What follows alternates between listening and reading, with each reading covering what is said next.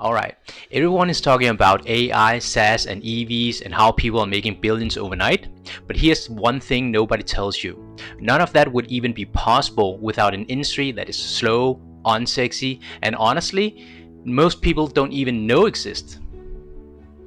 I'm talking about crystal growth, and specifically silicon carbide crystal growth, and today I'm going to explain why this boring, invisible process might be the most important bottleneck in the semiconductor industry. Let's begin with the sexy versus unsexy contrast. Let's be honest, everyone wants to talk about the flashy stuff, the AI chips that power ChatGPT, the SaaS startup that raises 100 millions with zero revenue, or the AI agent promising the future of passive income. But very few care about where the actual materials come from.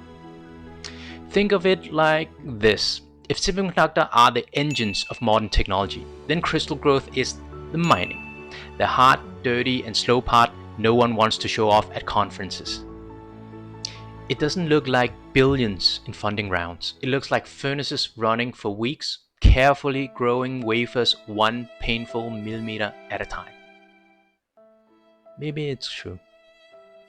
But it's true. Let's move on to why crystal growth matters. So why does it matter? Because without crystal growth, there's no silicon carbide wafer.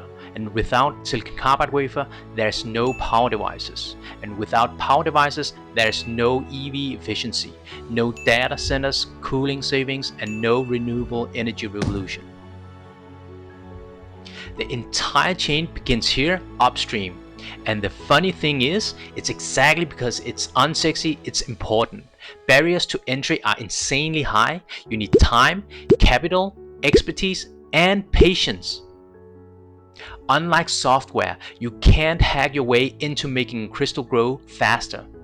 Physics doesn't care about your Series A funding. Let's talk about the bottlenecks nobody talks about. Here is the kicker. The world is racing to adopt silicon carbide, especially for the electric vehicles, but global demand is outpacing supply, and the bottleneck is right here, at the crystal growth stage, chip design and manufacturing. You can have the best fab, the most advanced devices, and the smartest engineers, but if you don't have sufficient wafers and chips, you're stuck. That is why Wolfspeed, STM Micro, Infineon, all the big names are pouring billions into capacity. And here in China, the same thing is happening, but often under the radar, and that is where my work comes in. Hence, let's talk about my personal angle and journey.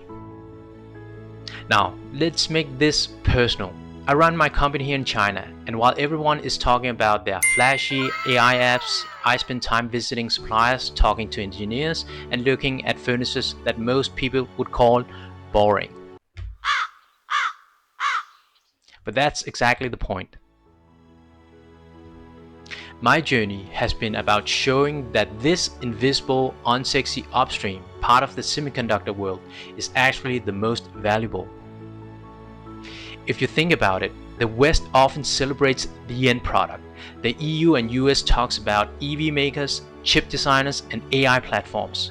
But here in China, I see the other side, the upstream grind, the crystal growth, the patience. That's the story I want to tell, bridging these two perspectives. Closing and takeaway. So next time you hear about an AI unicorn or a breakthrough EV, remember this. None of it is possible without crystal growth.